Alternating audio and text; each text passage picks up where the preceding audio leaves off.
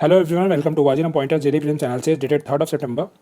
और देखो, ऑलरेडी मैंने बता रखा है वीडियोस क्यों नहीं आ पा रही हैं रेगुलरली टाइम से टेलीग्राम पे। तो सॉरी फॉर दैट। बट देखो, अगर इवन मैंने 6 वीडियोस का भी बैकलॉग कर दिया तुम्हारे लिए, तो मोस्टली वीडियोस जो होती हैं मेरी 10 से 12 मिनट की होती हैं, तो तुम्हें 6 वीडियो को कवर करने में 60 मिनट लगेगा। 1 घंटा तुम किसी दिन बैठोगे, तुम 6 दिन का कवर कर लोगे, ठीक है। बट मुझे बनाने में उसे टाइम लगता है, तो हैव सम पेशेंस। अब देखो, जो भी मिस हुआ है उसकी वीडियोज़ ज़रूर आएंगी, उसकी प्रॉब्लम टेंशन नहीं लेना, ठीक है। ऐसा नहीं है मैं छोड़ दूंगा, मैं कवर पूरा का पूरा ही करना है, तो डोंट वरी अबाउट दैट। पहला आर्टिकल देखते हैं। अब देखो, सौरा ट्राइब्स जो है उड़ीसा की, इसको मिल गया है हैबिटेट राइट्स।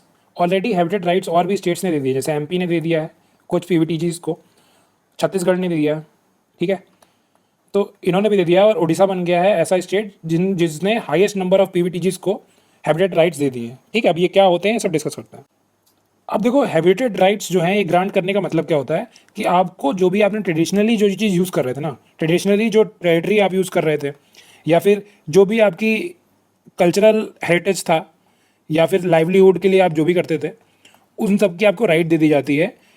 जैसे मान लो कि अगर रिजर्व फॉरेस्ट है उसमें भी दे दी जाएगी, प्रोटेक्टेड फॉरेस्ट है उसमें भी दे दी जाएगी, ठीक है। तो इसी राइट को ग्रांट कर देना, बस बोल देते हैं कि हैबिटेट राइट्स आपको दे दी गई। इसका मतलब ये बिल्कुल नहीं है कि आपको प्रॉपर्टी राइट्स दे दी गई उस रीजन की, ठीक है। तो प्रॉपर्टी राइट्स नहीं देनी है, ये याद रखना है। और जो भी आप ट्रेडिशनली यूज़ करते थे वो आपको अलाउ कर दिया जाता है वहाँ पे। और इसका एक और फ़ायदा ये होता है कि अब मान लो उस रीजन में जहाँ पे आपके पास हैबिटेट राइट्स है, वहाँ पे कोई अगर डेवलपमेंट करना है ना, तो ग्राम सभा की परमिशन लगेगी, ठीक है। अब देखो, ट्राइब्स होती हैं, अब ट्राइब्स के अंदर सर्टेन ट्राइब्स को बोल देते हैं हम शेड्यूल ट्राइब्स। अब उसके अंदर भी हमारे आता है PVTG, particularly vulnerable tribal group. अब इनका क्राइटेरिया क्या है? अब इनका क्राइटेरिया है बेसिकली जिनके पास pre agriculture level of technology है, ठीक है। मतलब बहुत बेसिक टेक यूज़ करते हैं ये लोग एग्रीकल्चर करने के लिए। लो लेवल ऑफ लिटरेसी है, इकोनॉमिकली बहुत बैकवर्ड है, और इनकी जो पॉपुलेशन है ये डिक्लाइनिंग है फेज में है या स्टैगनेंट है। तो उनको बस ये क्राइटेरिया याद रखना है, ठीक है। अब इनके लिए रिस्पॉन्सिबल कौन होता है? Ministry of tribal affairs. जो हैबिटेट राइट्स मैंने बताई ना, उसके लिए भी ministry of tribal affairs he responsible होता है। उसने कुछ गाइडलाइंस दी थी 2014 में, उसके हिसाब से वो हैबिटेट राइट्स दी जाती हैं, ठीक है। और अब देखो, पीवीटीजी को किसने पहली बार वो किया था? डेबार कमीशन जो है, ये याद रखना है, इसने रिकमेंड किया था, ठीक है। कितनी है? टोटल 75 है, और ओडिशा में हाईएस्ट नंबर ऑफ पीवीटीजीज हैं। अब देखो, पर्टिकुलरली वनरेबल ट्राइबल ग्रुप जो है ये हमारे टोटल 18 स्टेट्स में है और एक यूनियन टेरिटरी में। अब यूनियन टेरिटरी कौन सी है? हमारी अंडमान एंड निकोबार, ये याद हो गया। अब 18 स्टेट्स तुम्हें कैसे याद करने हैं? अब बेसिकली देखो कि तुम्हें बस ये याद रखना है कि यूके, उत्तराखंड इंक्लूडेड है, फिर यहाँ से हरियाणा हो गया हमारा, पंजाब हो गया, और ये जो 5 हैं यहाँ हमारा जेएनके हो गया, लद्दाख हो गया, ये सब माइनस करना है, ठीक है। उसके अलावा जो भी मेनलैंड इंडिया में है वो सारे स्टेट्स में है। और नॉर्थ ईस्ट में अगर तुम्हें जाना है, तुम्हें याद रखना है त्रिपुरा और मणिपुर। त्रिपुरा और मणिपुर। अब देखो, यहाँ बेसिकली कितने होते हैं? 8। ये 7 सिस्टर्स हो गई, और एक हमारा सिक्किम हो गया, एक उसका भाई। 8 लोग हो गए। अब इन 8 में से सिर्फ 2 माइनस कर दो, हमारा त्रिपुरा और मणिपुर, ठीक। तो नॉर्थ ईस्ट का हमें याद हो गया, और हमें इधर याद रखना है कि जो ऊपर हिली स्टेट्स हैं, और पंजाब और हरियाणा हो गया, ये नहीं है। तो बाकी सब में हमें पीवीटीजीज मिलेंगे, ठीक है। और लार्जेस्ट नंबर किस स्टेट में है? वो है उड़ीसा में। और सबसे लार्जेस्ट जो इनमें से पीवीटीजीज में भी जो सबसे लार्जेस्ट है, सौरा, वो भी उड़ीसा में ही है, ठीक है। अब देखो, साइंटिस्ट और एंटरप्रेन्योर्स क्या वर्क कर रहे हैं कि कोकोआ प्लांट को बियॉन्ड द ट्रॉपिक्स ग्रो किया जाए। यूजुअली ये ग्रो किए जाते हैं 20 डिग्री नॉर्थ और 20 डिग्री साउथ के बीच में, ठीक है। मतलब हमारे ट्रॉपिकल एरियाज में, ठीक है। और ये एक प्लांटेशन क्रॉप है। अब प्लांटेशन क्रॉप क्या होती है? ऐसी पीरियनियल क्रॉप्स जो कि बिल्कुल लॉन्ग एस्टेट्स, मतलब बहुत बड़े एरिया में ग्रो किए जाते हैं फॉर कमर्शियल पर्पजेस।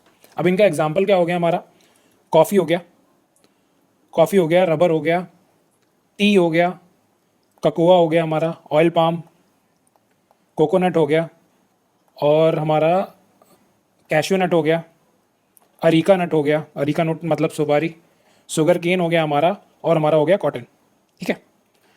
अब कॉफ़ी और ककोआ के बीच में डिफरेंस है वो देख लेते हैं, ठीक है। डिफरेंसेस देख लेते हैं ककोआ बीन्स में और कॉफ़ी बीन्स में। अब कॉफ़ी बीन्स बेसिकली यूज़ होता है कॉफ़ी बनाने के लिए सिंपल, और ककोआ बीन्स जो होते हैं ये चॉकलेट बनाने के लिए यूज़ होते हैं। अब जो कैफीन कंटेंट होता है ककोआ बीन्स का, ये कम होता है, लेसर देन कॉफ़ी का ज़्यादा होता है कैफीन कंटेंट। और कोकोआ का ओरिजिन हुआ था हमारा साउथ अमेरिका के अमेजॉन रेन फॉरेस्ट में, और कॉफ़ी का ओरिजिन हमारा हुआ था इथियोपिया के, जो अफ्रीका में है, उसके काफा रीजन में। ठीक है। और जो कोकोआ होते हैं ये हायर एलिवेशंस पे ग्रो किए जाते हैं, हायर एल्टीट्यूड पे, तो जाहिर सी बात है थोड़ी कोल्ड सिचुएशन प्रेफर करेंगे। और जो हमारा कॉफ़ी होता है ये कंपैरेटिवली लोअर एलिवेशंस पे और वार्म कंडीशंस प्रेफर करता है। ठीक है। अब देखो ये है, इससे हमारी कॉफ़ी बनती है। ठीक है। जो रेड कलर की चेरी है इससे कॉफ़ी बनती है। अब देखो ये येलो कलर के पॉट्स में जो होते हैं इसे बोलते हैं कोकोआ। ठीक है। अब क्लाइमेटिक कंडीशंस ऑलरेडी मैंने बता दिया कि थोड़े हायर एलिवेशन चाहिए होते हैं, और रेनफॉल देखो ठीक ठाक रेनफॉल चाहिए, 150 सेंटीमीटर टू 200 सेंटीमीटर रेनफॉल चाहिए। टेम्परेचर रेंज तुम बस इतना याद रख लो, 25 डिग्री के अराउंड चाहिए। ठीक है, जो कि मिल जाती है यहाँ पे। पीएच थोड़ा सा स्लाइटली एसिडिक, और क्ले लोम या सैंडी लोम सॉइल चाहिए। ठीक है। अब इंडिया में ये कहाँ कहाँ ग्रो किया जाता है? अब इंडिया में बेसिकली मान लो 4 जो सदर्न स्टेट्स हैं हमारा आंध्र प्रदेश हो गया, इधर हमारा कर्नाटका हो गया, केरला हो गया, और तमिलनाडु। सबसे ज़्यादा प्रोडक्शन कहाँ पे होता है? सबसे ज़्यादा प्रोडक्शन होता है हमारा आंध्र प्रदेश में। ठीक है। ये मेजर प्रोड्यूसिंग स्टेट है हमारे, और इनको थोड़ा शेड चाहिए होता है। ठीक है। जैसे कॉफ़ी को भी थोड़ा शेड चाहिए होता है, इनको भी शेड चाहिए होता है। तो ये क्या किए जाते हैं, ये इंटर क्रॉप की तरफ ग्रो किए जाते हैं। जैसे मान लो ये कोई प्लांटेशन यहाँ ग्रो की गई है, इसके बगल में ये ग्रो किए जाएंगे। ठीक है। तो शेड रिक्वायरमेंट होती है। और ये इस बार यूपीएससी का क्वेश्चन भी था कि मेजर प्रोड्यूसर्स कौन होते हैं कोकोआ के, तो 50% जो आता है वो हमारा आइवरी कोस्ट और घाना, जो कि अफ्रीका के हैं, यहीं से आता है। और बाकी देखो नाइजीरिया और कैमरून, तो टोटल मिला दो 70% यहीं से, अफ्रीका से ही आ रहा है हमारा। ठीक है। इंडिया में मैंने बता ही दिया। तो इनफ टू नो कि ग्रूम इवन जो मिसाइल है ये किसकी मिसाइल है? ये रशिया की मिसाइल है। बस इतना ही जानना जरूरी है। अब देखो डिजिटल बस इनिशिएटिव क्या है, ये 2017 में लॉन्च हुआ। बेसिकली इसका काम क्या है कि बस में हम सारी ई सर्विसेज प्रोवाइड करेंगे। जैसे कंप्यूटर्स रखे हुए हैं वहाँ पे, कोर्सेज हैं उसमें अवेलेबल, आप फ्री ऑफ कोर्सेज कर सकते हो। अगर आप कोर्सेज कर सकते हो तो आप जॉब के लिए देख सकते हो। ठीक है। मेन काम इसका है डिजिटल डिवाइड को ब्रिज करने का। तुम इसको एज एन एग्जाम्पल यूज़ कर सकते हो मेंस में। ठीक है। और 2015 में हमारा लॉन्च हुआ था डिजिटल इंडिया मिशन। ठीक, उसका भी काम यही था, डिजिटल डिवाइड को कम करना, जिसमें वो ब्रॉडबैंड हाईवेज बना रहा था, यूनिवर्सल कनेक्टिविटी इंटरनेट के थ्रू प्रोवाइड करनी जा रही थी। ठीक है। तो बस इतना ही काम रखो कि ये तो बस इतना ही याद रखो कि डिजिटल बस इनिशिएटिव को हमें मेंस में यूज़ करना है, प्रीलिम्स में इसका कोई ज़्यादा इंपॉर्टेंस नहीं है। ठीक है। अब थांजावुर वीणा जो है इसको जीआई टैग मिला था 2012 में। ये हमारे काम का नहीं है कि 2012 में मिला था, बस इतना याद रखो कि पहला म्यूजिकल इंस्ट्रूमेंट है जिसको जीआई टैग मिल चुका है। जीआई टैग मिल गया मतलब एक रीजन में ग्रो किया जाएगा। अब थांजावुर वीणा इसका नाम ही है तो थांजावुर में बनाया जाता होगा। इसको सरस्वती वीणा भी बोलते हैं। ठीक। बाकी ये 2 तरीके से बनता है, दो टाइप होते हैं इसके, एकांत वीणा और सादा वीणा। सादा वीणा मतलब समझ लो कि इसमें जॉइंट्स होंगे, अलग अलग वुड के लॉग से बनता है। एकांत वीणा मतलब single log of would say बनता है। ठीक है। अब ये वुड कहाँ से आता है? ये जैक फ्रूट ट्री, बेसिकली जो हमारा कटहल होता है उसके पेड़ से बनता है। ठीक है। बाकी बाकी इसमें कुछ काम का नहीं है। बस इतना जान लो कि जो सरस्वती वीणा और चित्र वीणा है ये हमारा कर्नाटिक म्यूजिक में यूज़ होता है। अब कर्नाटिक म्यूजिक और हिंदुस्तानी जो म्यूजिक है तुम्हारा, उसका डिफरेंस तुम पढ़ोगे आर्ट एंड कल्चर में। ठीक है। अगर नहीं पढ़ा है तो आर्ट एंड कल्चर की नितिन सिंघानिया बुक है, उसमें लिख दिया हुआ है, आराम से वहाँ से देख लो। ठीक है। तो ये वहाँ यूज़ होते हैं। और रुद्र और विचित्र वीणा जो है ये यूज़ होता है हिंदुस्तानी क्लासिकल म्यूजिक में। ठीक है। नेक्स्ट चलते हैं। अब देखो नमीबिया में जो कलिंग हो रही है एलिफेंट्स और हिप्पोपोटामस और अदर एनिमल्स की, उसके बारे में ऑलरेडी मैंने इंडियन एक्सप्रेस एक्सप्लेन में बता रखा है पूरा डिटेल में। नमीबिया भी डिस्कस किया था वहाँ पे, तो वहीं से देख लेना। ठीक है। नेक्स्ट चलते हैं। अब देखो कोलंबो सिक्योरिटी कनक्लेव ऑलरेडी मैं कई बार बता चुका हूँ, यहाँ मैं नहीं बता रहा। बस तुम इतना जान लो कि एक रीजनल सिक्योरिटी ग्रुपिंग है, ये इंपॉर्टेंट है।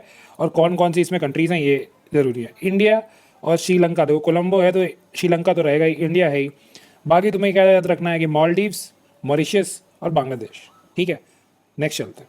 अब देखो ये मैं नहीं पढ़ा रहा ये, क्योंकि बिल्कुल काम का नहीं है, और इसमें डेवलपमेंट जो हुई है ये भी कुछ काम का नहीं है। हम बेसिकली 5th सेमीकंडक्टर यूनिट शुरू कर रहे हैं सानंद गुजरात में, तो ये हमारे कोई काम का नहीं है। ठीक है। मेंस में बस इसको एग्जांपल के तौर पे यूज़ करते हैं कि हाँ इंडिया के पास एक सेमीकंडक्टर मिशन है, बस इसके अलावा हम कुछ नहीं करते।